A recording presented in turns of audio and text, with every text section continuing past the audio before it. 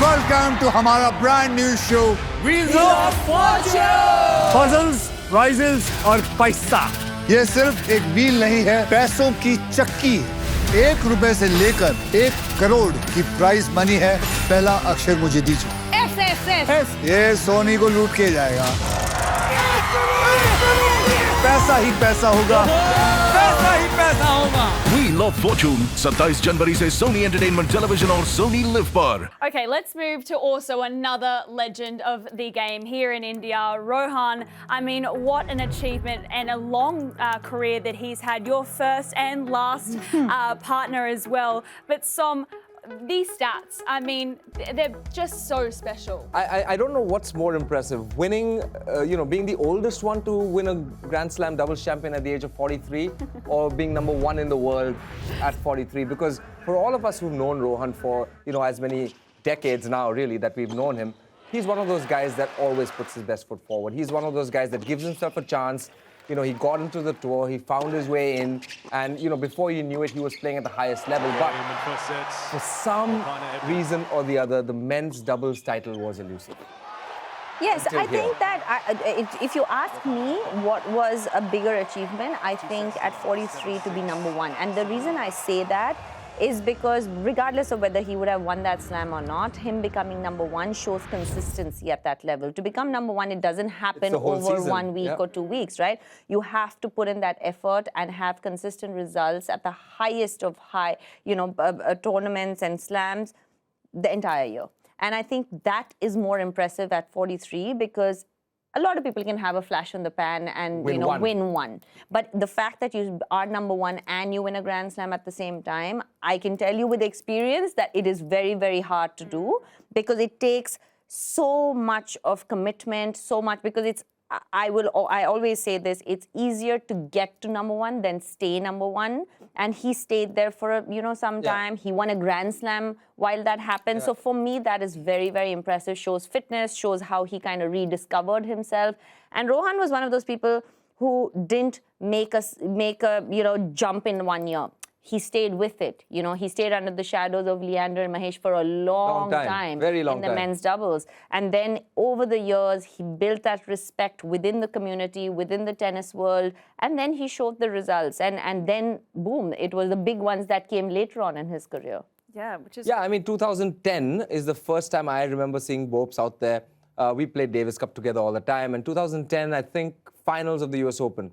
With Essam, with Essam losing 6-6 to the Bryans, I think that was the first, first real sign for the Indians that, hey, there is somebody else outside Leander and Mahesh.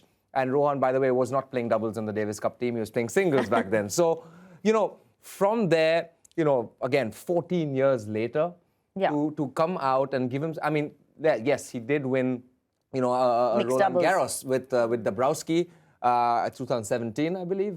But 18, maybe 18, but the whole point was everybody was wondering when is Rohan going to put himself in that mix to win a men's doubles major, because that's pretty much the only thing that was missing.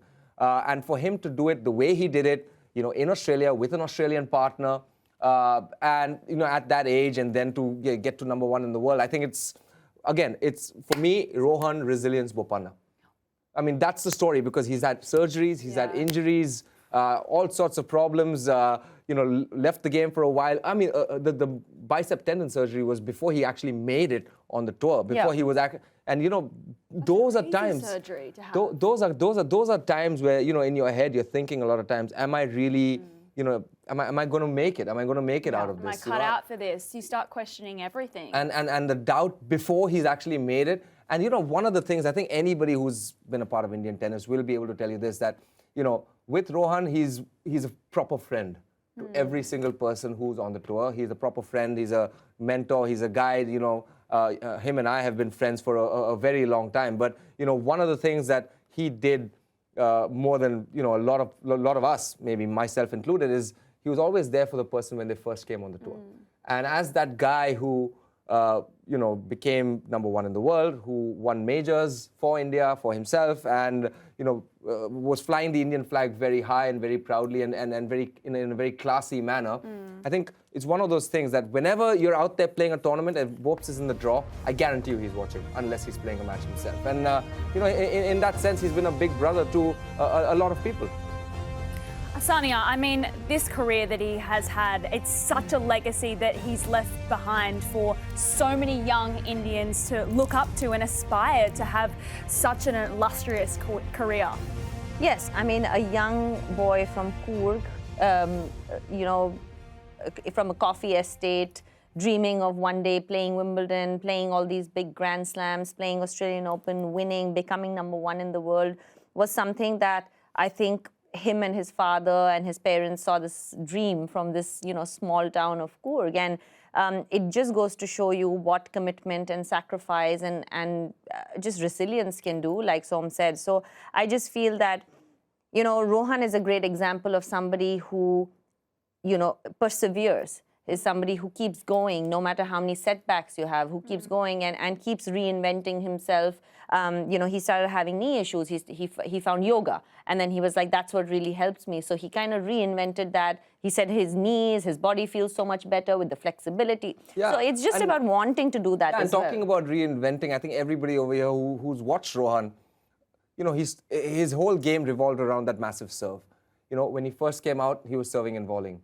Then he realized, well, guess what? Doubles changed. Not just doubles has changed. I have changed. Yeah. I'm not as fast as I used to be, and that's an easy thing to fight. But he stopped serving and volleying. Serve and volley became a surprise play. He was so consistent from the back. He was beating singles players from the back. And also for most of his life, including with me, he played from the backhand side of the court. And then by the end of his career, he was playing from the forehand side of the court. I mean, he completely changed his side, which is so difficult to do if you're not ready to accept change, you're not ready to improve, if you're just so, rigid about the fact that, no, this is my side and I'm going to play just this side. So the fact that he was ready to adapt, I think, is the reason that he had so much success, because he was ready to change according to the demands of the sport, according to the demands of his body, and he did all of that with pure class. There's very few people on the tour, or maybe nobody, who will have anything bad to say about Rohan Bopanna. I mean, everybody has a lot of respect for him, but he's also a super chill guy. He's a super chill guy. Very stress-free. Yeah. I mean, the number of times I've met the guy and I said, hey, man,